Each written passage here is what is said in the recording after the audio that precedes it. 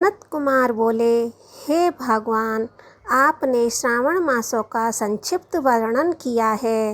हे स्वामिन, इससे हमारी तृप्ति नहीं हो रही है, अतः आप कृपा करके विस्तार से वर्णन करें, जिसे सुनकर हे सुरेश्वर मैं कृतकृत्य हो जाऊंगा।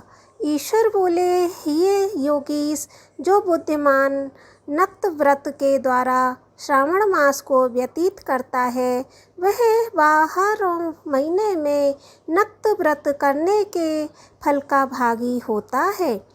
नक्त व्रत में दिन की समाप्ति के पूर्व सन्यासियों के लिए एवं रात्रि में गृहस्थों के लिए भोजन का विधान है। उससे सूर्यास्त के बाद की 3 घड़ियों को छोड़कर नक्त भोजन का समय होता है। सूर्य के अस्त होने के पश्चात 3 घड़ी संध्या काल होता है। संध्या वेला में आहार, मैथुन, निद्रा, चौथा स्वाध्याय, इन 4 कर्मों का त्याग कर देना चाहिए। गृहस्थ और यति के भेद से उनकी व्यवस्था के विषय में मुझसे सुनिए। सूर्य के मंद पड़ जाने पर जब अपनी छाया अपने शरीर से दुगनी हो जाए, उस समय के भोजन को यति के लिए नक्त भोजन कहा गया है। रात्रि भोजन उनके लिए नक्त भोजन नहीं होता है। तारों के दृष्टिगत होने पर विद्वानों ने गृहस्थ के लिए नक्त कहा है। यहीं के लिए दिन के 8वें भाग के शेष रहने पर भोजन का विधान है। उसके लिए रात्रि में भोजन का निषेध बताया गया है। गृहस्थ को चाहिए कि वह विधि पूर्वक रात्रि में नक्त भोजन करे, और यति, विधवा तथा विदुर व्यक्ति सूर्य के रहते नक्त व्रत करे। विदुर व्यक्ति यदि पुत्रवान हो तब उसे भी रात्रि में ही नक्त व्रत करना चाहिए। यनाश्रमी हो अथवा आश्रमी हो अथवा पत्नी रहित हो अथवा पुत्रवान हो, उन्हें रात्रि में नक्त व्रत करना चाहिए। इस प्रकार बुद्धिमान मनुष्य को अपने अधिकार के अनुसार नक्त व्रत करना चाहिए। इस मास में नक्त व्रत करने वाला व्यक्ति परम गति प्राप्त करता है। मैं प्रातःकाल स्नान करूँगा, ब्रह्मचर्य व्रत का पालन करूँगा, नक्त भोजन करूँगा, पृथ्वी पर सोऊंगा, प्राणियों पर दया करूँगा। हे देव, इस व्रत को प्रारंभ करने पर यदि मैं मर जाऊं, तो हे जगतपते, आपकी कृपा से मेरा व्रत पूर्ण हो। ऐसा संकल्प करके बुद्धिमान व्यक्ति को श्रावण मास में प्रतिदिन नक्त व्रत करना चाहिए। इस प्रकार नक्त व्रत करने वाला मुझे अत्यंत प्रिय होता है। ब्राह्मण के द्वारा अथवा स्वयं ही अतिरुद्र, महारुद्र अथवा रुद्र मंत्र से महीने भर प्रतिदिन अभिषेक करना चाहिए। हे वत्स, मैं उस व्यक्ति पर प्रसन्न हो जाता हूँ, क्योंकि मैं जलधारा से अत्यंत प्रीत रखने वाला हूँ, अथवा रुद्र मंत्र के द्वारा मेरे लिए अत्यंत प्रीतकर होम प्रतिदिन करना चाहिए।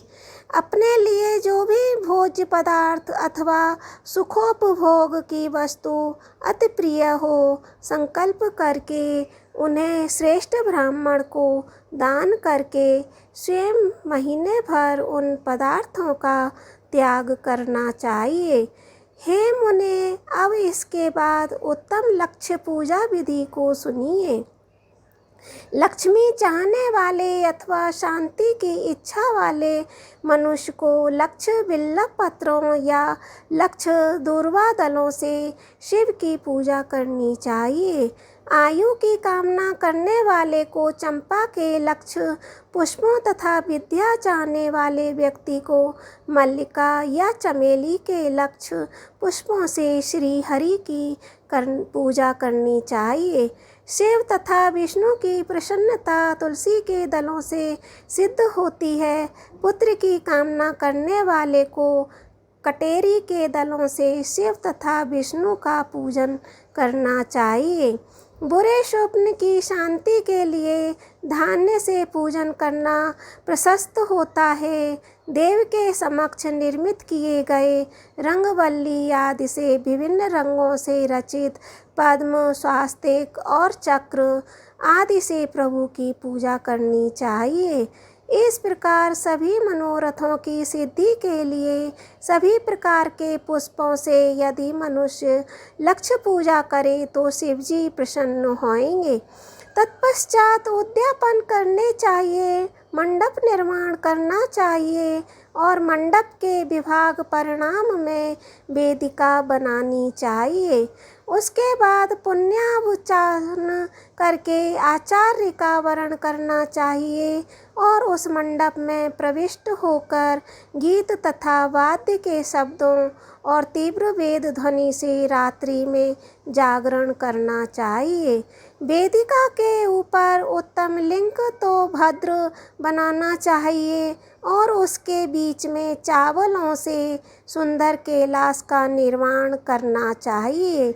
उसके ऊपर तांबे का अत्यंत चमकीला तथा पंचपल्लव युक्त कलश स्थापित करना चाहिए और उसे रेशमी वस्त्र से वेष्टि कर देना चाहिए।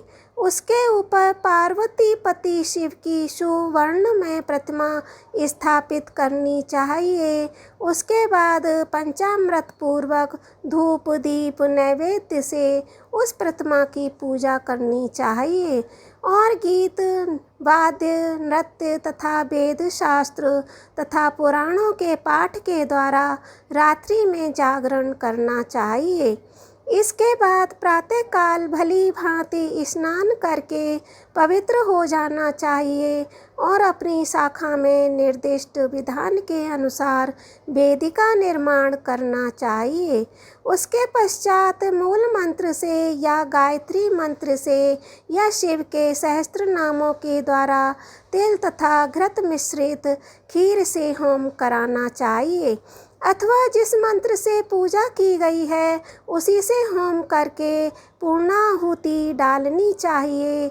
इसके बाद वस्त्र अलंकार तथा भूषणों से भली भांति आचार्य का पूजन करना चाहिए।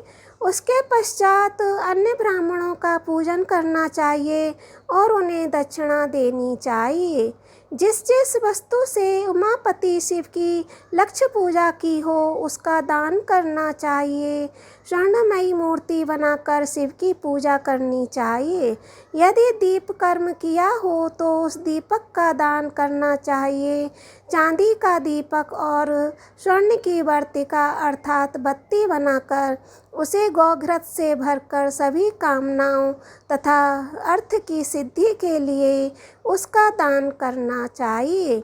इसके बाद प्रभु से क्षमा प्रार्थना करनी चाहिए और अंत में 100 ब्राह्मणों को भोजन कराना चाहिए। हे मुने, जो व्यक्ति इस प्रकार पूजा करता है मैं उस पर प्रसन्न होता हूँ। उसमें जो भी श्रावण मास में पूजा करता है उसका अनंत फल मिलता है। यदि आपने अपने लिए अत्यंत प्रिय कोई वस्तु मुझे अर्पण करने के विचार से इस मास में कोई त्याग करता है तो अब उसका फल सुनिए। इस लोक में तथा परलोक में उसकी प्राप्ति लाख गुना अधिक होती है। सकाम करने से अभिलक्षित सिद्धि होती है और निष्काम करने से परम गति मिलती है। इस मास में रुद्राभिषेक करने वाला मनुष्य उसके पाठ की अक्षर संख्या से एक एक अक्षर के लिए करोड़ करोड़ वर्षों तक रुद्र लोक में प्रतिष्ठा प्राप्त करता है। पंचामृत का अभिषेक करने से मनुष्य अमृत को प्राप्त करता है। इस मास में जो मनुष्य धरती पर शयन करता है उसकी फल भी मुझसे सुनिए। हे द्विज श्रेष्ठ, वह मनुष्य 9 प्रकार के रत्नों से जड़ी हुई सुंदर वस्त्र से आच्छादित, बिछे हुए कोमल गद्दे से सुशोभित, देश तकियों से युक्त, रम्य स्त्रियों से विभूषित, रत्न निर्मित दीपों से मंडित, तथा अत्यंत मृदु और करुणाकार प्रवाल मणिमण्डित अथवा हाथी दांत की बनी हुई अथवा चंदन की बनी हुई उत्तम तथा शुभ संज्ञा प्राप्त करता है। इस मास में ब्रह्मचर्य का पालन करने से वीर्य की दृढ़ पुष्टि होती है। ओज बल शरीर की दृढ़ता और जो भी धर्म के विषय में उपकारक होते हैं वह सब उसे प्राप्त होता है। निष्काम ब्रह्मचर्य व्रती को साक्षात ब्रह्म प्राप्ति होती है और सकाम को स्वर्ग तथा सुंदर देवांगनाओं की प्राप्ति होती है। इस मास में दिन रात अथवा केवल दिन में अथवा भोजन के समय मौन व्रत धारण करने वाला भी महान वक्ता हो जाता है। व्रत के अंत में घंटा और पुस्तक का दान करना चाहिए।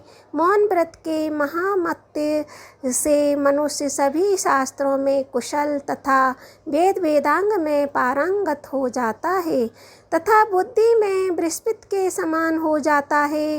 मौन धारण करने वाले का किसी से कलह नहीं होता, अतः मौन व्रत अत्यंत उत्कृष्ट है।